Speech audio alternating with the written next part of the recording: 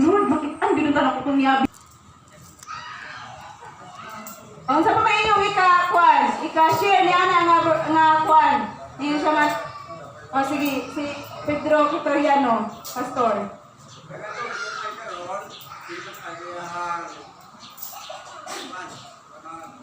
Words ito ating kaya tini mo tende pagpaagak sa niya sa iyahan kung kamot yes pagkamataron usap ko na to at kita mag-explore naman mag-explore naman ta hindi may tabo wag ko din may man sa mga puro sa Diyos isip mo ay magpuntan natin sa karon no, para nga sa ato ang kapangalaga, hindi ka magkalison, o na magpunong ka, pinagayon, at kung matpunan ng on, bahay sa kasulatan na inubay ang Salmo 23:1.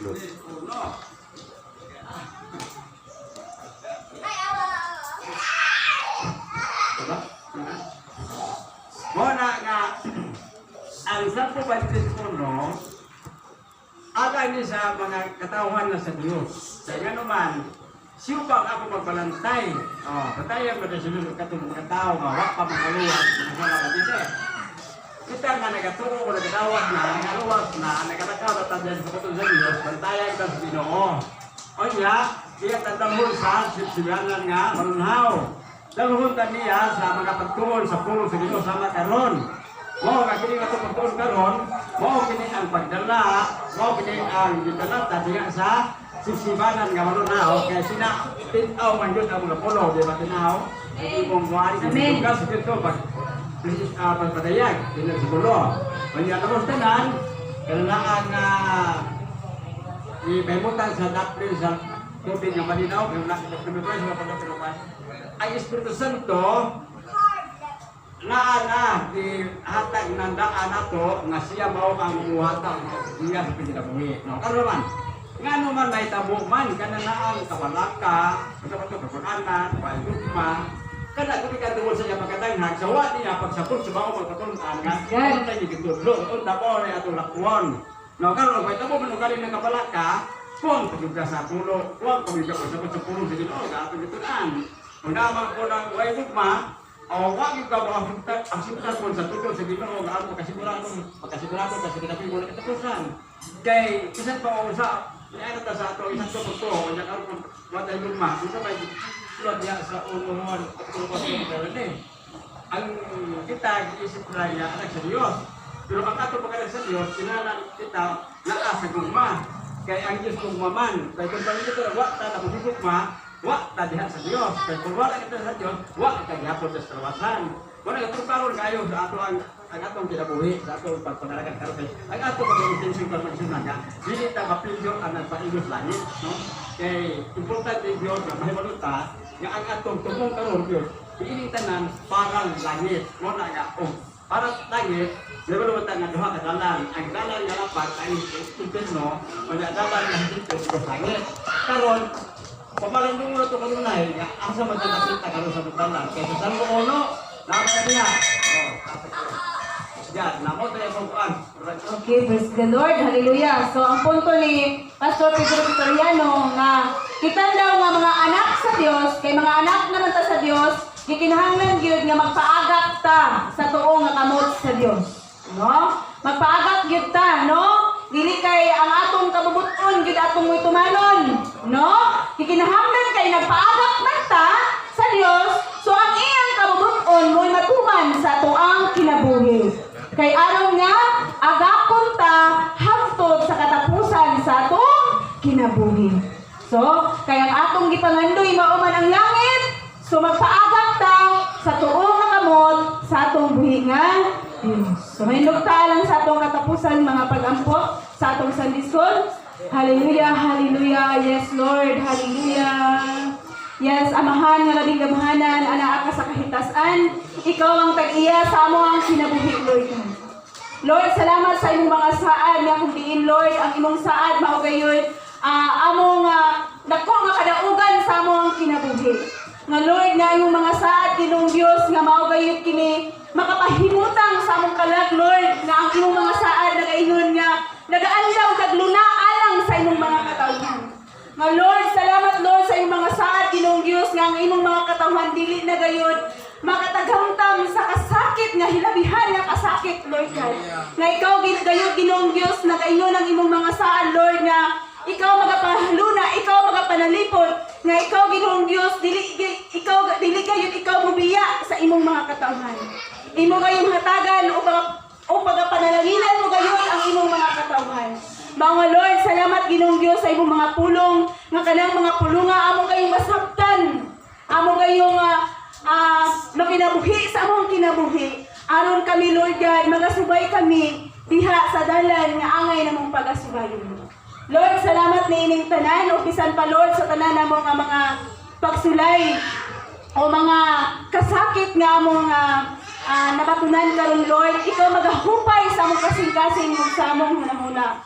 Nga Lord, kining tanan Lord nga dili gayud namo kiniangay nga kabalak-an tungod kay anaa man ikaw magapahaluna sa tanan. Tungod kay anaa man ikaw magasulbad nining tanan. Mga Lord, salamat na ining tanan Ginoong Dios. Salamat sa imong mga pulong Ginoong Dios. Hallelujah. Nga sa matag adlaw-adlaw amo kini maaplikar sa buong kinabuhi. Lord, salamat na ining tanan amo kini itugyan isalik ang panandiya kanimo. Tungod lamang sa nagputong maluwas. Amen. Salamat ang Ginoo magapanalangin kanaton tanan. Kita sama.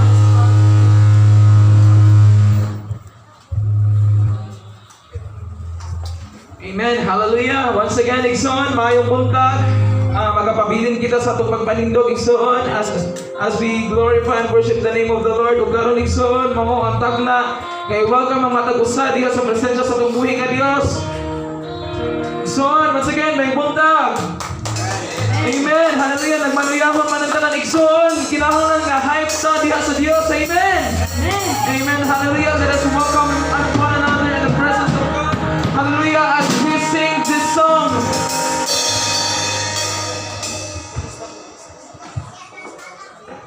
As we sing this song, Kumusta Pagaksa Igsoon, let us celebrate the goodness of the Lord and let us welcome one another in the presence of Him. Hallelujah. Come on.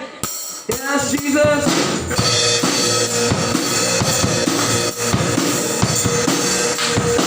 Come on.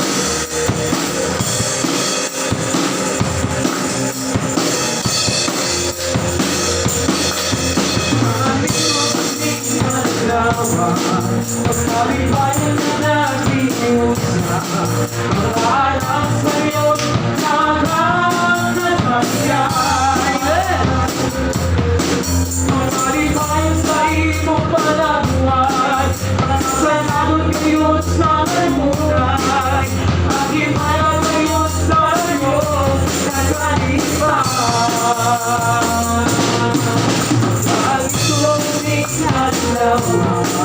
Pagkalibayan na nag-iusa, ang anak sa'yo sa nakakapagpapayay.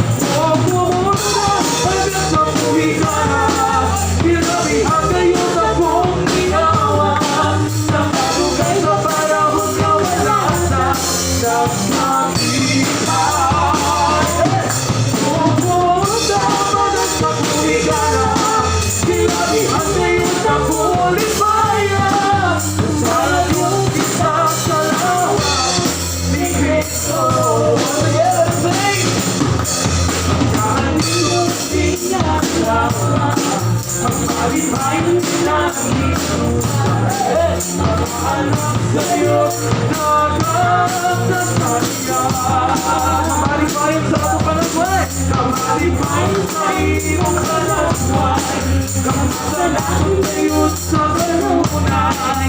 Pagkalibayan ngayon sa iyo, nakalibay.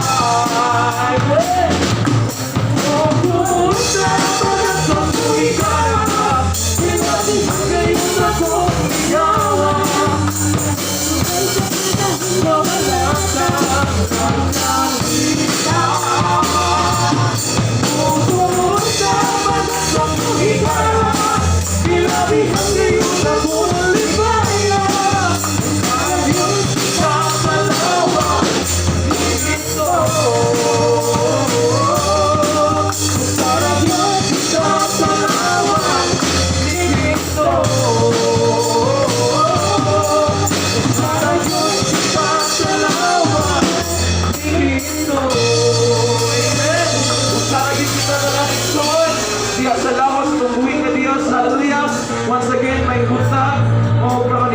magasugod kita sa itong panimbaho na kung ihatag ang higayon sa magadala sa atong panimbaho.